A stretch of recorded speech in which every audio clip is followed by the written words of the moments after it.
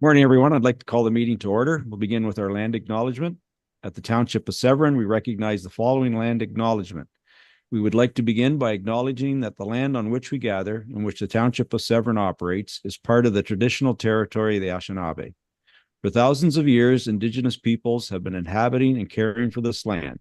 In particular, we acknowledge the territory of the Ojibwe or Chippewas peoples. This territory is covered by the Lake Simcoe Treaty 16 and the J. Collins land purchase. We are grateful to have the opportunity to work on this land, and by doing so, give our respect to its first inhabitants. Now sing our anthem, please.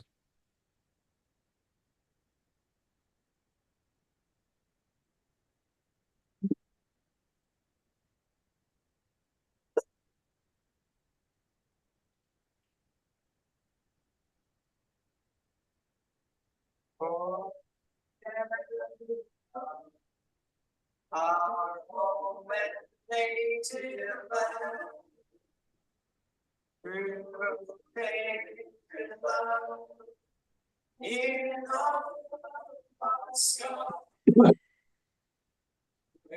lovely hearts we in Christ, the true Lord, strong and free.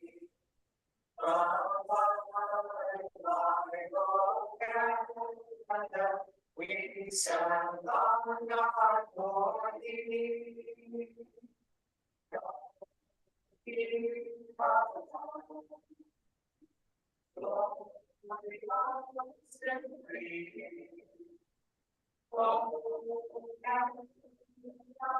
We stand on guard for thee.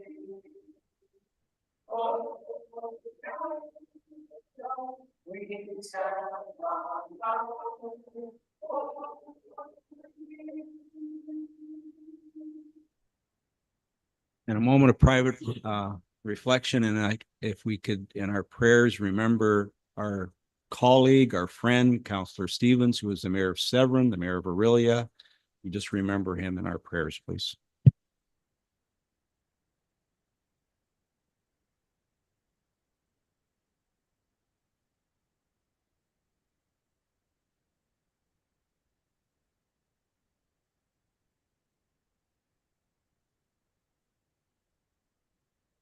Thank you. Any disclosure of pecuniary interest? None.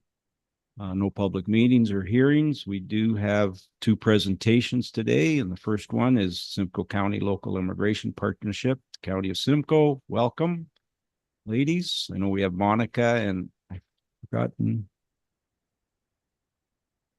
Morgan. Sorry. Thank you and welcome.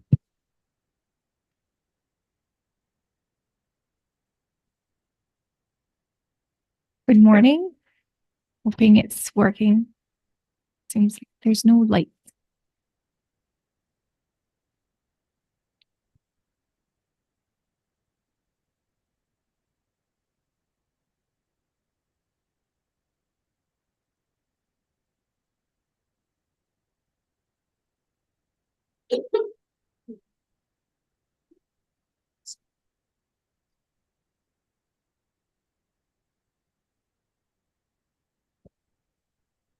Oh, okay. I'll just bring it closer to me. Thinking it'll be better. Thank you. Next slide, please. So a little bit about the Simcoe County Local Immigration Partnership, commonly referred to as LIP. We are partially funded by Immigration, Refugee, and Citizenship Canada, and we don't work directly with newcomers and immigrants, but we work with service providers within our community to improve immigrant economic and social outcome in the county. Most of the work that we do is community-based planning. There are 36 local immigration partnerships in Ontario, and in Canada, there are 90 local immigration partnerships. Next slide, please. So Before presenting the actual settlement strategy, just wanted to provide a little bit of context and a little bit about data around immigration in the county of Simcoe. In 2021, there were over 82,000 immigrant residents in the county, which represented about 15% of the population of the county. In Severn, in the township of Severn, between 2016 and 2021, there were an increase of 10% of immigrant resident in the township. Next slide, please. When we look at diversity in our community, we're also looking at language data. And with our work, we usually look at individuals that speak their mother tongue or other than English and French, which is the non-official mother tongue. And when we look at the township of Severn, we can see that in 2021, there were over 500 residents that had spoken non-official mother tongue, which represented 3.9% of the immigrant population or of the total population at the township of Severn. Next slide, please. When we look at diversity, we also look at racialized population. In the township of Severn, in 2021, there were 2.2% of residents that identified as part of a racialized group. And when we look at the immigrant population, the percentage is greater. In 2021, 14.4% of the immigrant population in the township of Severn identified as belonging to a racialized group. Next slide, please. When we look at immigration data, we also look at direct arrival. So direct arrival, just to provide a little bit of definition, it is an individual that received their permanent residency in their country and then land at a border and then identify Simcoe County as their primary residence when they land in Canada. Historically, most newcomers and immigrants that came to Simcoe County would come into an urban area like the GTA, stay for about 2 to 3 years, and then decide to move up to Simcoe County. The trend has changed. In the past 5 years, a lot of individuals receive their permanent residency and then indicate that they're moving directly to Simcoe County as their primary kind of landing residents in the country, which is very important for us to note in the immigration world, because that means that individuals that arrive directly in Simcoe County don't necessarily have a knowledge of the lay of the land, of Canada in general and the systems. And so they might require more support when they arrive in Simcoe County. Next slide, please. To inform the community settlement strategy, the local immigration partnership conducted community consultation with employers, service providers, and we also released an immigrant survey. Next slide, please. In the immigrant survey, immigrant residents were asked what was their biggest challenges settling in the county. The 5 first one were finding work, making social connection, accessing healthcare, and finding housing. And I want to note the first one was very interesting to us because when we were speaking to employers, a lot of employers were saying they were having a hard time reaching, like accessing the workforce. And then when we talked to newcomers and immigrants, they were telling us that they were having a hard time finding work. So we found a little bit of a disconnect there. Next slide, please. Another questions that were asked to immigrant residents was about their experience settling in Simcoe County. About a third experience a fair to poor or very poor experience settling in the county. And then when we look at the sense of belonging, about a third also indicated their sense of belonging to the local community was somewhat weak or very weak. Next slide, please. So when we released this community settlement strategy, we found that there were 3 themes that emerged from the community settlement, from the community consultations, as well as the immigrant survey. And under those themes, we classify those recommendations. The themes are living, working, and belonging. Next slide, please. And in the community settlement strategy, under the community action plan, there were 12 recommendations identified for the community. Next slide, please. Under the three themes with the conversations that we had with community partners, with immigrants, one of the main recommendation is to provide a centralized location for service delivery, social connection, and multicultural celebration to newcomers and immigrants in the county. This recommendation was also a recommendation in 2012 for the community to have a centralized place for newcomers to access services. Under the theme of belonging and living, increased use of interpretation and translation support in mainstream services was identified as a recommendation. When we look at the diversity of languages in our community, we can see that a lot of newcomers that are landing in our communities don't necessarily have English or French as their first language. So providing that extra support of interpretation is a recommendation. Under the themes of leaving and working, decreasing immigrant lived experience of racism and discrimination was a recommendation. Just bringing it back to the racialized population data, there is increase in our community. And when we looked at the immigrant survey, one of the challenges that newcomers and immigrants also expressed was their experience of racism and discrimination in the community. Under the theme of living, increased equitable access to local housing was a recommendation. I want to acknowledge that accessing housing is a challenge for all Canadians, not just for newcomers and immigrants. But newcomers and immigrants face heightened barriers when trying to access housing because they don't have necessarily credit scores in Canada. They don't have maybe Canadian references. So a lot of landlords usually ask for 6 to 12 months upfront of rent in order for newcomers to secure a housing. Under the theme of working, increased labor force recruitment and retention of immigrants and international students was a recommendation. And then under the theme of belonging, increasing multicultural celebration, introducing immigrants and international students to local community, and increasing leadership opportunities for immigrants and international students were all recommendations. Next slide, please. So what does this mean for the township of Severn? It means that the township can capitalize on immigrants' growth in adjacent communities.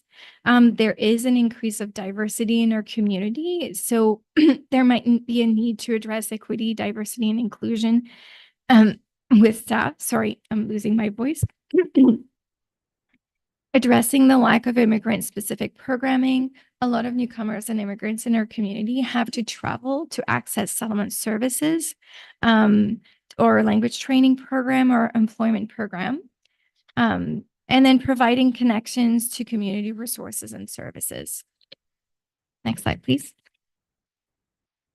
There are some opportunities for the township of activities that are already taking place in our communities.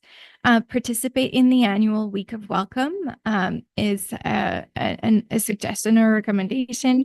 Participate in the annual It Starts campaign, which is our annual campaign, public awareness campaign against racism and discrimination. Enroll municipal staff in the Diversity Hub.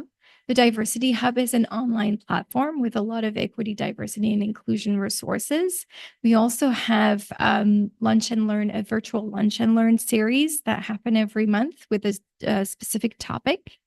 Participate in the Simcoe County Workplace Inclusion Charter, which will be released in the new year. We will be presenting the Workplace Inclusion Charter to County Council in the new year.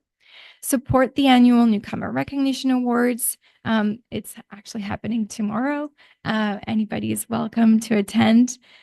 Provides a space for newcomer programming and multicultural celebration, and then include immigrants in strategic planning activities. Next slide, please. Thank you for your attention. Thank you for the presentation. Well done. Any members of council have questions? Councilor Brennan. I have a million questions, but I want to ask you. You spoke that some people indicated that the destination was Simcoe County. How does that happen when they don't know what the heck Simcoe County is? What brings that on? There are different stories, but I can provide a little bit an example through your worship. Sorry, I forgot to say that. Um, um, I can provide an example, a lived experience. Data sometimes can be kind of dry. I am an immigrant myself. I landed in Canada 17 years ago in Windsor, Ontario. And then my brother, 10 years later, decided to immigrate to Canada. And he applied for his permanent residency. And when he landed at the border, indicated that he wanted to live with us because he didn't have a place to stay. So I guess he had a place to stay, but that was my house. And then I sponsored my parents. And then my mom decided to immigrate to Canada. And when she landed through the airport, she indicated that she was going to live in Barrie. And that was that's just a lived experience. There are different lived experience, but family reunification can be one of them. I'll just ask two more questions. This disconnect strikes me as really interesting. I'm on the Chamber of Commerce board. They whine like heck over not having access to, well, they don't put it this way, but to cheap labor, basically. That's what it's about, I think. And at a recent meeting at our tourism coordinating agencies here, they talked about how they cannot get people to work in Horseshoe Valley specifically, i.e. some of the tourism establishments, because there's no public transportation to drop workers off from Barrie and back, and quote unquote, no company can afford to pay this by themselves. So this huge disconnect doesn't make any sense unless housing is the single factor that's doing it in my mind. You obviously noted it. What's going on? What's this all about? Through your worship, it is a very good question. There are a lot of different factors, I think. It could be housing for sure. Public transportation, as you noted, is a challenge, or that immigrants kind of indicated as a challenge. It can also be lack of understanding sometimes from employers of foreign credential.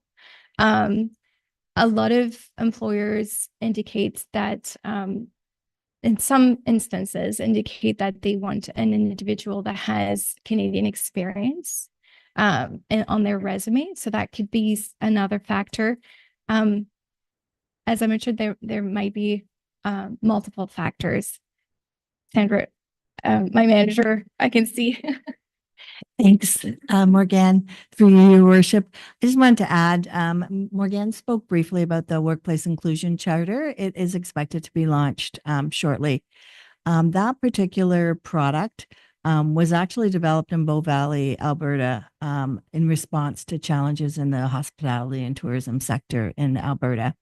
And the reality is that there's, as labor tightens, the available labor tightens, the labor force becomes more competitive, and really an opportunity to communicate to individuals that if they work for your company, it will be welcoming and it is a good environment for them to work in. That was really a lot of the intention of that. There's different levels of certification within that workplace inclusion charter, and the county is planning to number of mechanisms to share that out publicly, including public recognition of employers who participate in the Workplace Inclusion Charter. But that is definitely, and if we go back to the goals, the issues around racism and discrimination, those existed both in living and in working. And so we noted in our employer consultations, and it wasn't just one, we had 4 employer consultations, that there was a lot of education to be done with employers about employing immigrant residents. Okay, my last question relates to English language teaching. Now, I know for a fact, I'm a graduate of a course in second English, teaching English as a second, as a second language. In the last 10 years, what I'm aware of is all we've seen is cuts to those programs. How is Simcoe County equipped to provide this service to these new immigrants? I'll follow up with that one. So it is one of the things that we have been advocating with the like through briefing notes, ministerial briefing notes with the provincial government, and also communicating that information to the federal government. In Simcoe County, we have both LINK programs, which are funded by the federal government. Georgian College runs 4 occupational specific language training programs that are funded by the federal government. And the school board runs the provincially funded English as a second language program. In May, when we did our last survey, every single program had waitlists. The waitlist for the ESL programming provincially funded, there was 130 people on it.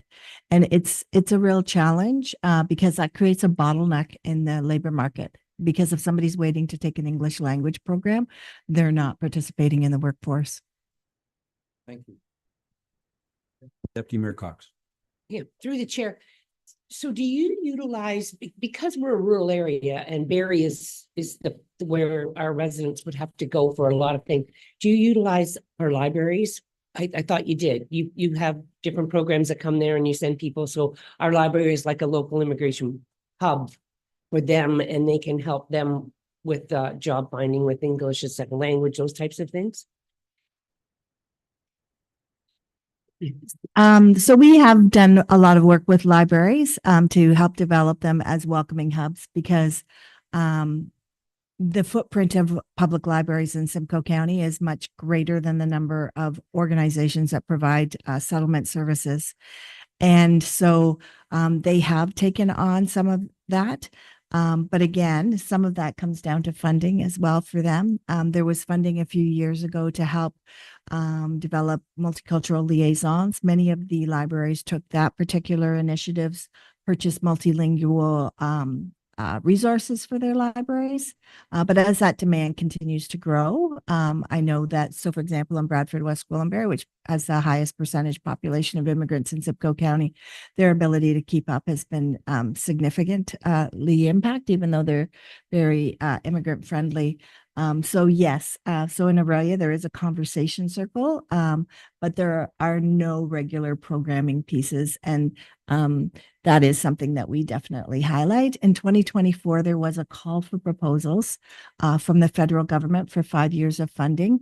We are waiting on tenterhooks to hear about that, those funding announcements. That will begin April 1st, 2025. And we're really hoping that there will be more programming dollars available in Simcoe County. And we really encourage, if that's something that Severn Township is interested in having locally, to, wait for those announcements and communicate with anyone who has received funding. Okay, sorry, through the chair again. So yeah, because I'm on the library board for Severn, and I think that that's a place that we could, for us, that we could channel help through for you. That's about our only one that is like a hub that we have, and it's in Coldwater. So if there is anything our library board can do, or you could help out with we would be definitely interested in knowing. Okay, thank you. Councillor McIntyre. Thank you, through the mayor. Informative presentation. I'm just wondering, what would you like us as a group here, as a council and as a township, to do to further your, I mean, this is informative, but you're here for a reason other than just to inform us. What would that be? I mean, do you have an end?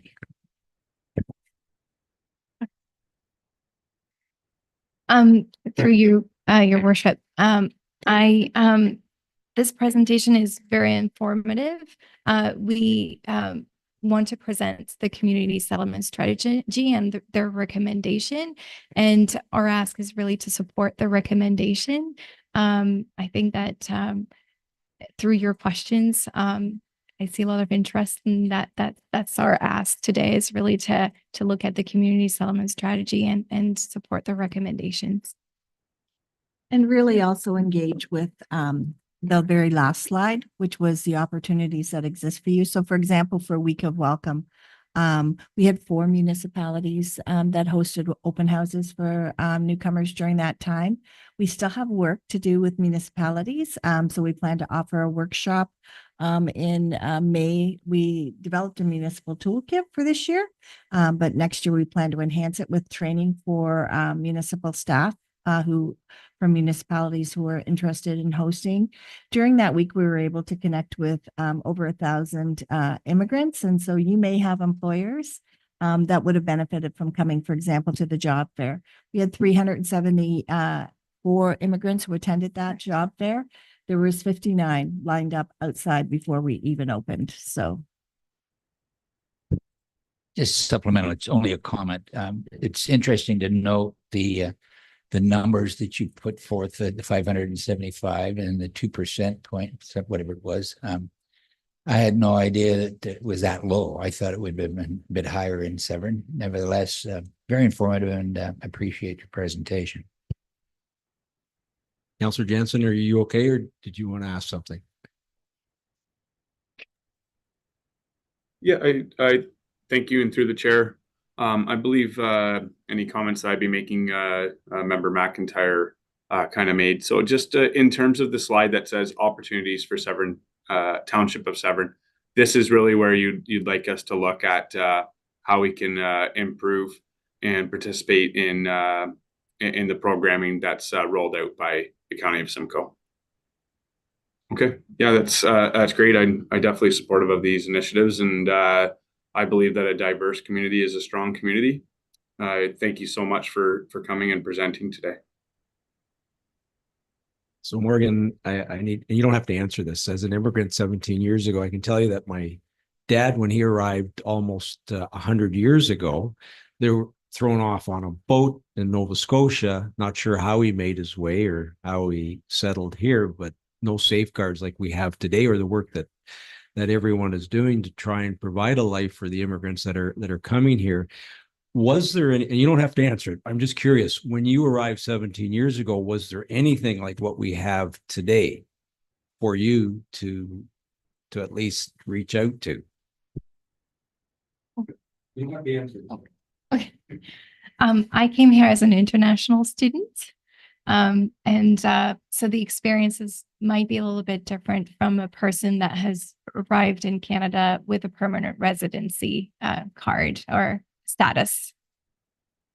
Like many immigrants that came here in that time frame, there was nothing, and only it was a land of opportunity where work was abundant, and you made your way.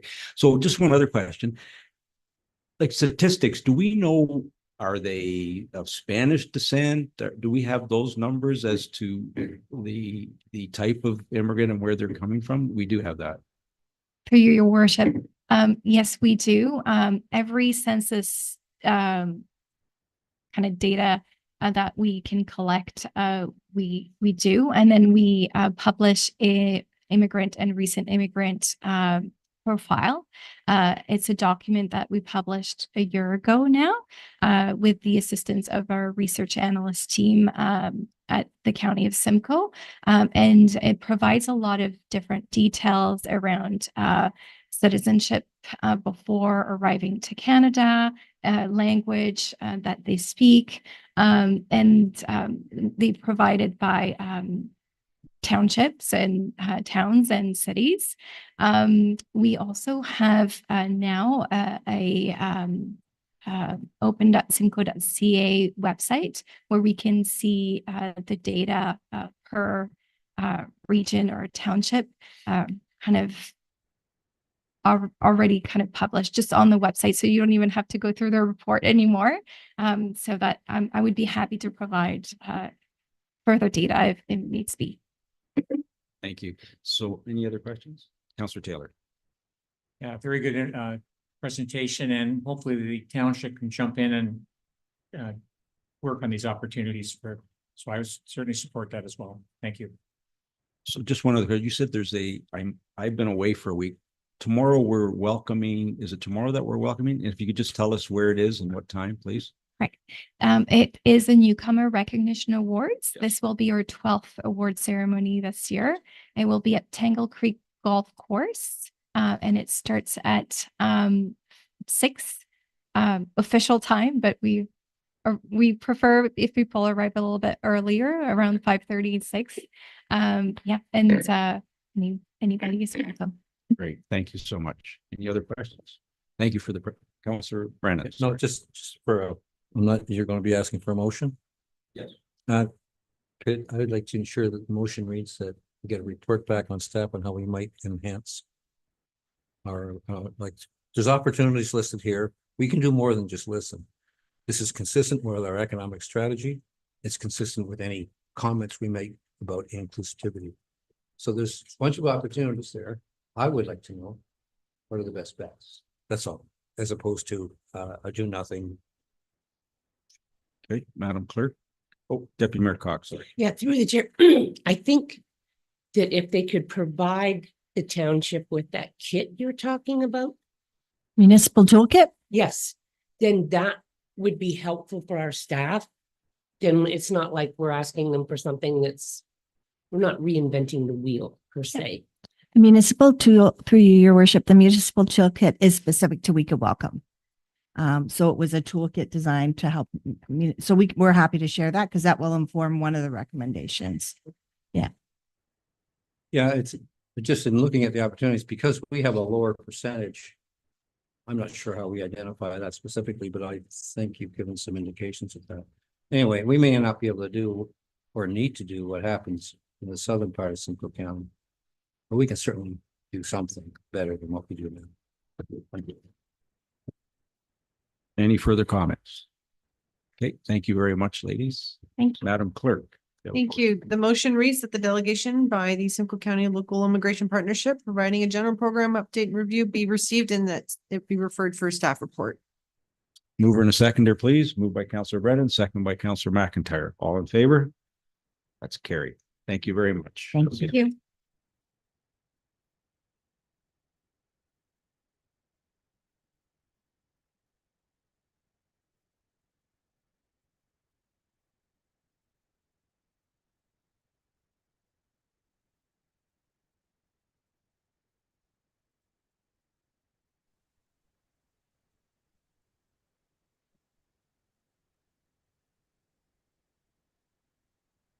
Georgian Bay forever.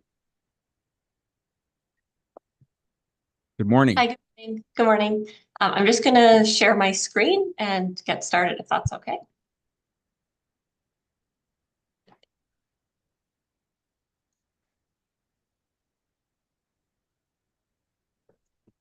Okay, I'm hoping everybody can see my screen now. If not, please interrupt me.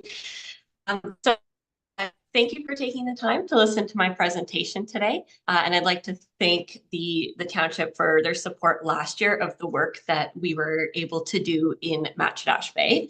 I'm Nicole, and I'm the Science Project Manager at Georgian Bay Forever. I'm going to go through a little bit of what we did with the township's support last year and move on to our request for 2025.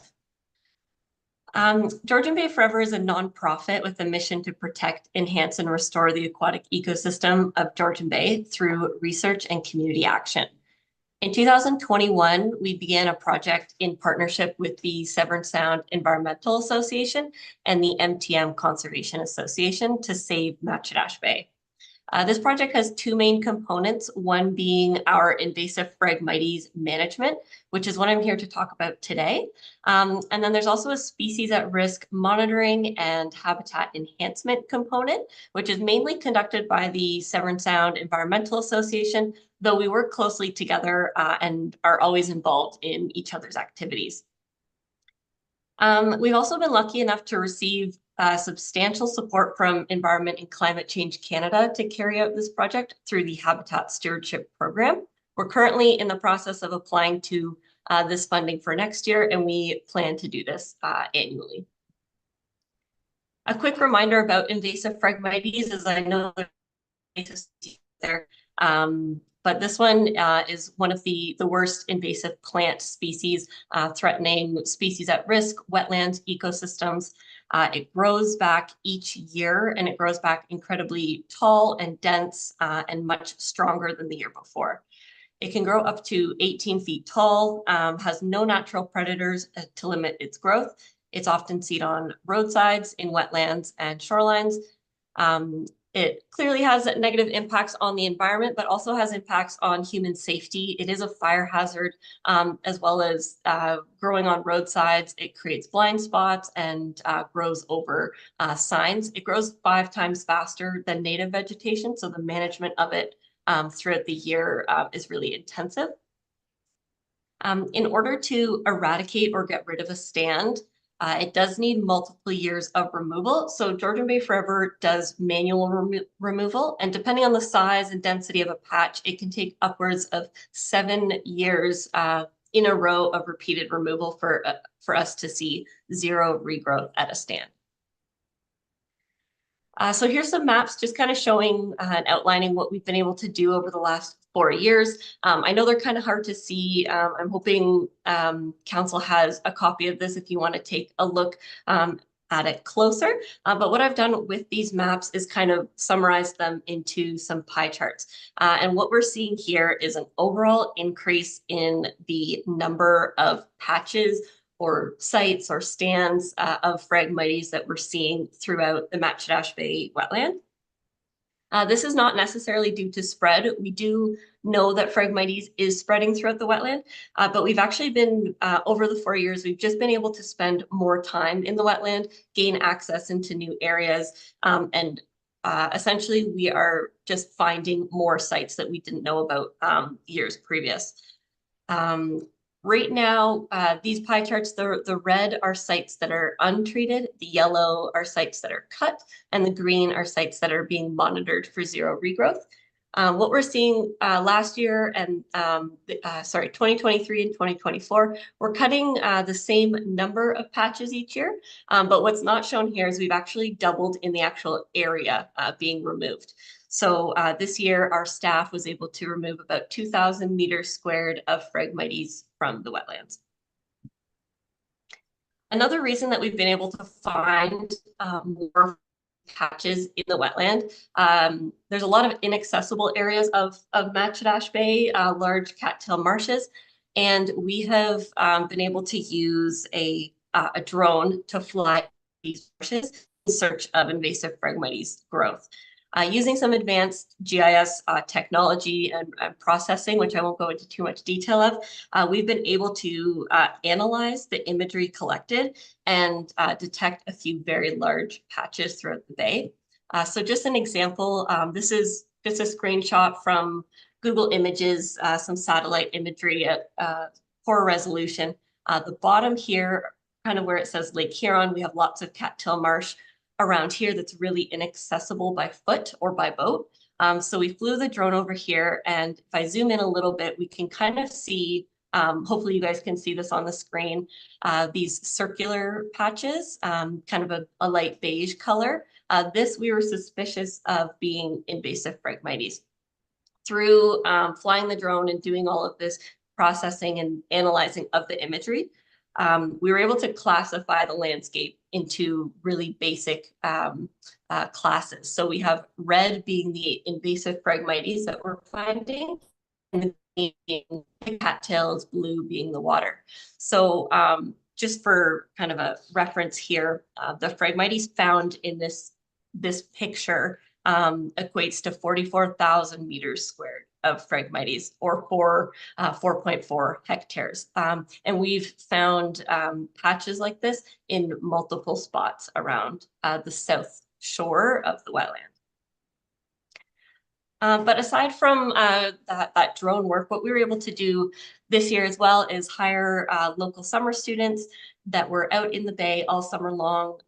They were cutting Phragmites in the midst of summer in July and August, but in kind of those shoulder seasons, the spring and fall, they're out conducting some turtle monitoring during nesting season, as well as the hatching season, putting out nest protectors and things like that.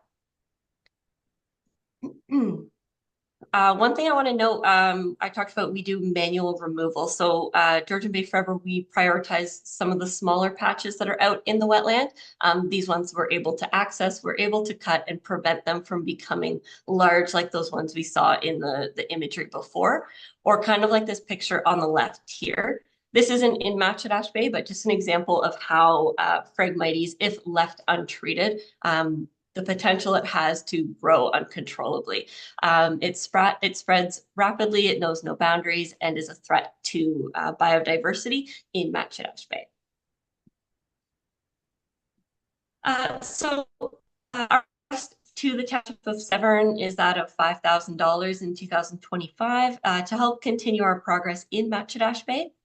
Georgian Bay Forever would match this support, and it would be used for hiring summer students to map, conduct removal activities, and work with and train community members, as well as municipal staff, if that was wanted or needed by the municipality, in partnership with the Severn Sound Environmental Association. Thank you. Thank you, Nicole, for the presentation. I remember Councillor Taylor. Thanks. Thanks for the PowerPoint. Sort of, it's an alarming situation that's getting worse. I have two questions. I think I saw somewhere, is there a flotation boat or something that you mechanically knock them down? I think I saw it up in Tiny Township. And do you use that in Matchedash Bay is my first question. Through your worship, yes, there is. It's called a truxor. This we have used in Georgian Bay. We can't use it in Matchedash Bay, unfortunately, just due to kind of the mechanics of the system and the landscape there. The patches that would be ideal for that is what I was showing you with that drone imagery. In order for these truxors to get in to these marshes, they'd have to cut through a really large swath of cattails and other native vegetation. So we have thought about this idea and kind of weighing the factors of removing all of that vegetation and maybe causing more harm to the wetland compared to removing the Phragmites with the truxors. We did try bringing the truxors in actually through the Coldwater River, the Coldwater boat launch, launching them there. They're amphibious, so they float on the water, but they can also move on land. We brought them up the river and to remove some patches, and the patches were actually too terrestrial for the truxors. So the truxors need about 0.5 meter of water in order for their cutting attachment to be lubricated properly to work. So there's kind of all these different little factors, and unfortunately, at this time, it doesn't seem like Matchedash Bay is a good fit for those. And just a secondary comment, it's alarming up the North River and the Coldwater River. It's, I know the area fairly well, but it's very marshy around both rivers there too. And there's a launch on the North River on Lawson Line that you can get there at Big Rock, which is more water. But hopefully we can put this to budget for consideration. Thanks for all your work. Thank you. Deputy Mayor Cox. Yeah, through the chair to Nicole. Nicole, is there an herbicide that you're using? Because I've heard about that. Yeah, so we aren't using it. Georgian Bay Forever, we just don't have any licensed applicators. There are herbicides out there. It's a matter of cost. They're very expensive. Especially when we're working on water or near water, you have to use a different type of herbicide, an imazapyr-based one. And this one's much more costly than a glyphosate herbicide, which is often used on land. Okay, and just one more question. When you put in here that you want to work with and train volunteers and municipal staff, could you please let us know in advance so that our staff could let us know? And then, because I am sure that there are many people out there who would come and help, because I know they're in all the ditches. I mean, even if you could train people what to do walking, like their roads, when you're out walking, they're all down our ditches and those types of things. So I ask maybe if you could do that, because I think it's important, and I think you would find a lot of people who are interested in this. Okay, absolutely. Councillor Brennan. Yeah, I just want to, you're not using glyphosate, are you? No. Thank you. just curious, are there any other questions from council? I noticed on the Severn River last year, there were weeds to no end. This year, they seem to have gone away. They're not as abundant, at least where I am anyways. I'm just curious, where did the Phragmites come from? The Phragmites came over similar like zebra mussels from Eurasia back in the 1800s, brought over in the ballast of ships. So it's native in Europe, and we do have a native species of Phragmites here. So there is we have both, but yeah, it came from overseas. Just another question. So when you cut them, are you cutting them or pulling them, or how are you eliminating them so they don't come back in the same spot? I'm just curious.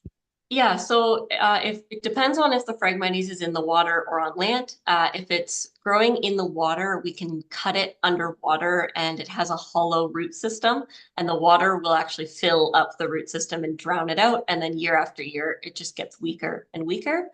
It's a bit trickier if the Phragmites is growing on land or in mud.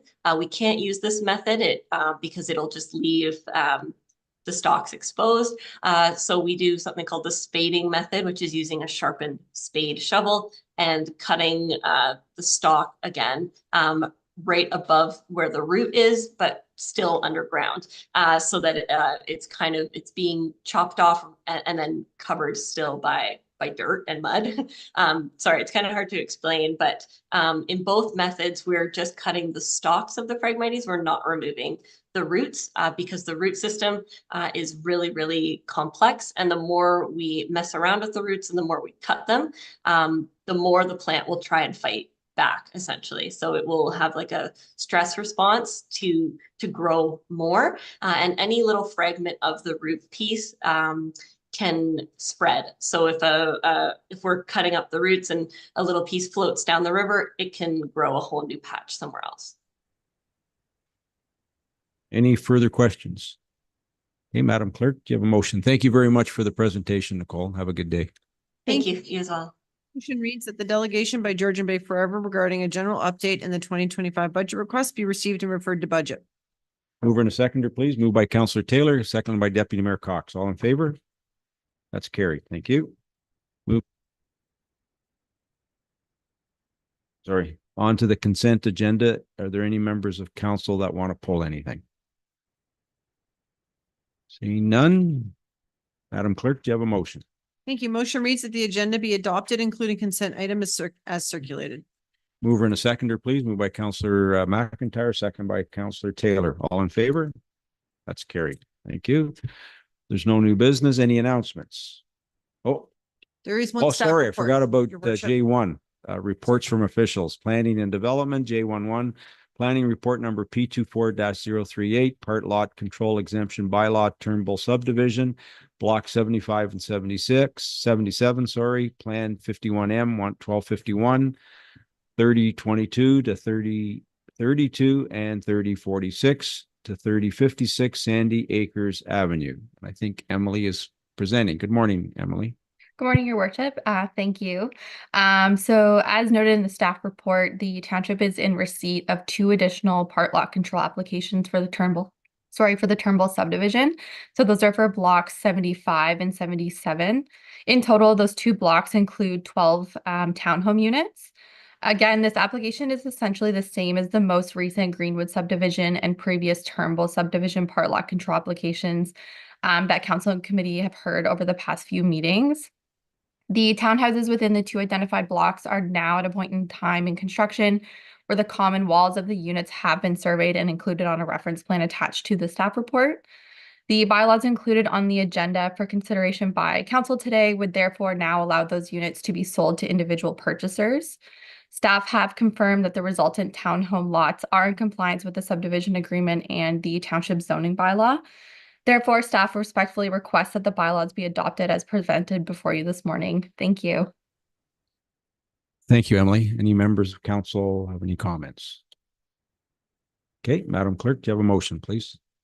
Thank you. Motion reads that planning report number P24-038 dated November 6, 2024 with respect to part lot control bylaw applications for the lands described as block 75 and 77, part 51M, plan 51M 1251 be received, and that the draft part lot control exemption bylaws included as attachments 4 and 5 to planning report P24-038 be brought forward immediately. Mover and a seconder, please. Moved by Councillor Brennan, second by Councillor McIntyre. All in favor? That's carried. Thank you. And no new business. Any announcements? No announcements, no closed session, general bylaws, Madam Clerk. Thank you. Motion reads that the bylaws number 2024-60 through 2024-64 inclusive being are hereby read a first, second, third time and finally passed. Mover and a seconder, please. Moved by Councillor Taylor, second by Councillor Brennan. All in favor? That is carried. Confirmation bylaw, Madam Clerk. Thank you. Motion reads the bylaw number 2024-65 being is hereby read a first, second, third time and finally passed. Mover and a seconder, please. Moved by Deputy Mayor Cox, second by Councillor Brennan. All in favor? That is carried. Thank you. And adjournment. Motion to adjourn. Motion to adjourn, moved by Councillor McIntyre, second by Councillor Taylor. All in favor? That is carried. Thank you very much, everyone. Have a great day.